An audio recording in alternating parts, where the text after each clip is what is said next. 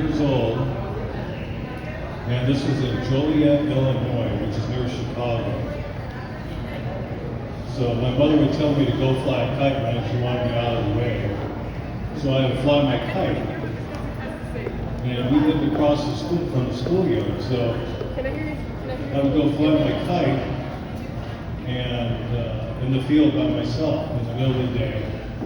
In those days, they had the diamond kites, and the tail made out of bed sheets.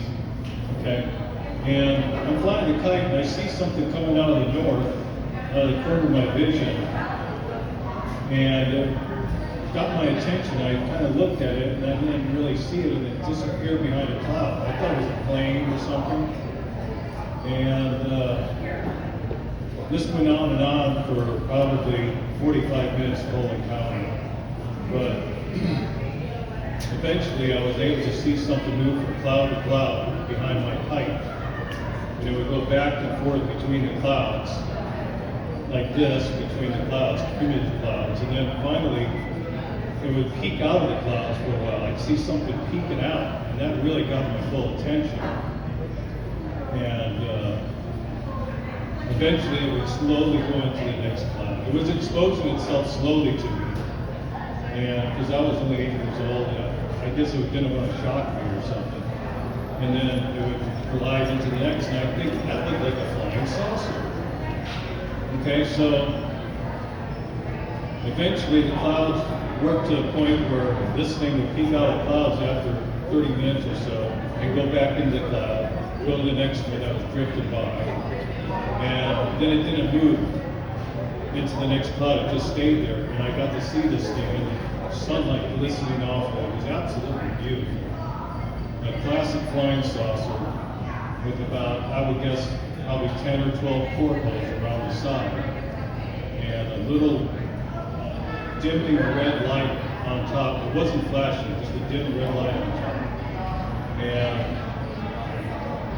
so I was just stunned. I couldn't believe what I was seeing. So I was watching this, and I kind of felt like it had lost interest in me. So I got a hold of the kite string, pulled the kite string, and let the kite go. And you know what happens when you do that with those old kites? They do this thing where it goes like this, and then until the string gets taut again, and then it'll go back up. And so I did that a few times, and then I think it got its attention again. And I kept doing this, and then this thing decided to do it. And it came down toward me like this. The first time it didn't do a very good job. I had trouble doing the back and forth. It was kind of having trouble. And then finally, after the third or fourth time, it did it pretty good where it come down like this, and then it would go back up like that. And I'd do that again with the kite, and it was back and forth like that for a while. Then finally, it just did that again like this. It came down, this time really close, uncomfortably close, and it just stopped there. It didn't go back up this time. And I saw what looked to me like 2 old men with no hair. They were kind of ugly and mean looking, with little wrinkles on their forehead. And they came to one of the courthouse holes and looked at me. One looked at the other. The other one walked away, and the other one was looking at me for a little bit. Then he walked away, and so the saucer was just sitting there pretty close. I thought, I got to tell my mother. So I reel in the kite, and I run across the field into the house. Tell my mother's washing dishes about this. She didn't believe it. Go away. And I go out to the front porch, and I said, "You got to come out here. It's still here." So she finally comes out. And right away she goes, "I don't see anything." And I said, "Well, it's right there, watch, it'll come out again, it's in the clouds probably." She goes, "Maybe it was a helicopter." I said, "It didn't make any noise at all, no noise at all." And so we kept looking. She went out in the front yard, she believed me, because I was really intent about it. But early in the morning the next day, my father was going to work, called to me at the top of the staircase to come down. I guess it was 5:36 in the morning. And I looked down the staircase, and my father's standing there with my mother. She has a newspaper in hand, and she's describing this to me. She goes, "Did it look like this?" And I said, yeah, that's the one. I go, did Dad see it too? And he just walked out and went out the front door to work. He worked on the railroad and didn't say anything. And she says, you know, son, holding the paper like this, she goes, but 3 other people said they saw the same thing you did yesterday at the same time. That was my experience. Anyway.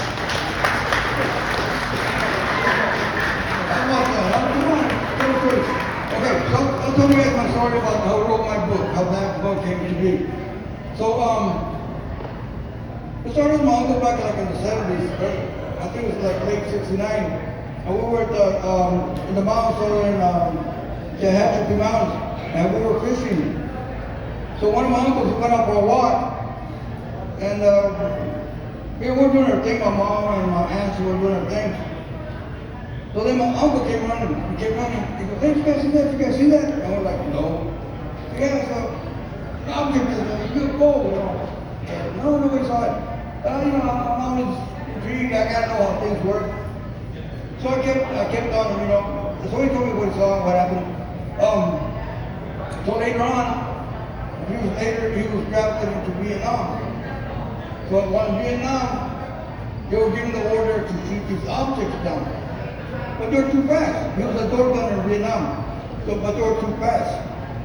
So at the terror offensive of 69, my uncle was shot. He was shot and from Germany they brought him to Fort Worth, California. So when my mom and I went to visit him, he told me, you know, hey, remember that object that I saw? I said, yeah. But the government told us to shoot him down, but we could never shoot him down. So you know, that stayed in my mind for years. So then, like I said, I had a close encounter that when I was like 17. Okay, so that face in the book, that's an actual face. I'm gonna tell you what happened. One night, I was looking at my security guard, my security camera was every day, and I saw this shiny object with the security camera. So I'm thinking, okay, is this a reflection or something? So it was just there, it was pretty bright, but reflections, you know, they go on forever, okay? So even if you have a mirror reflected, it goes on forever.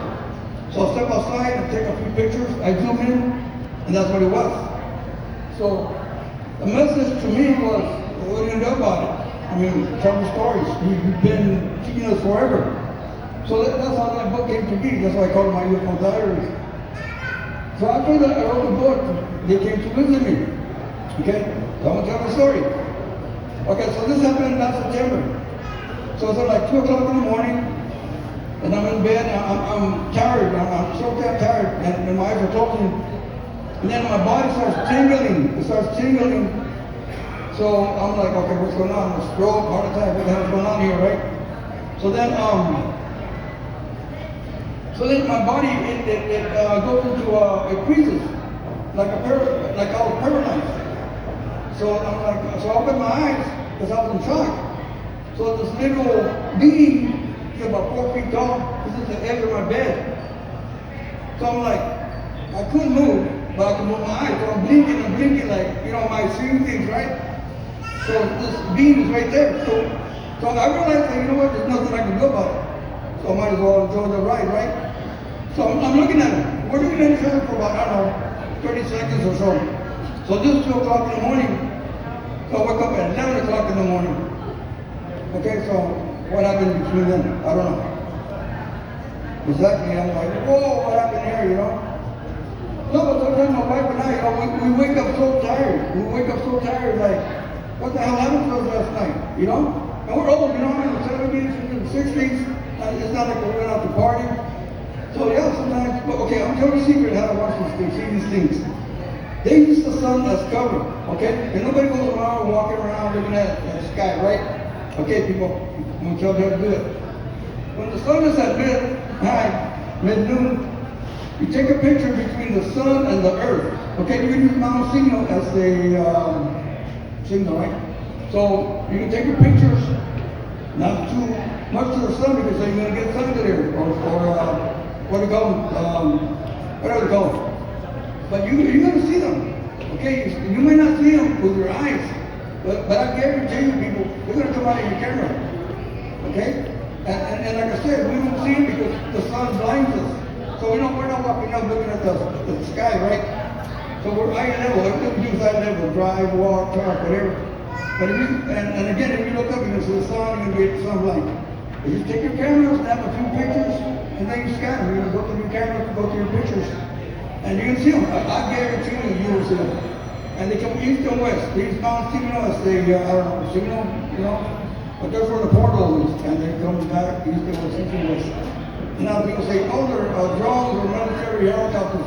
Well, I'm going to tell you a secret, people. These things are in Mexico. Mount Signals in Mexico. And these pictures that I have over 3,000 pictures and recordings. They are above Mount Signal. Okay? So we can't say they're the Blue Angels. Someone said the Blue Angels one time. One time ago.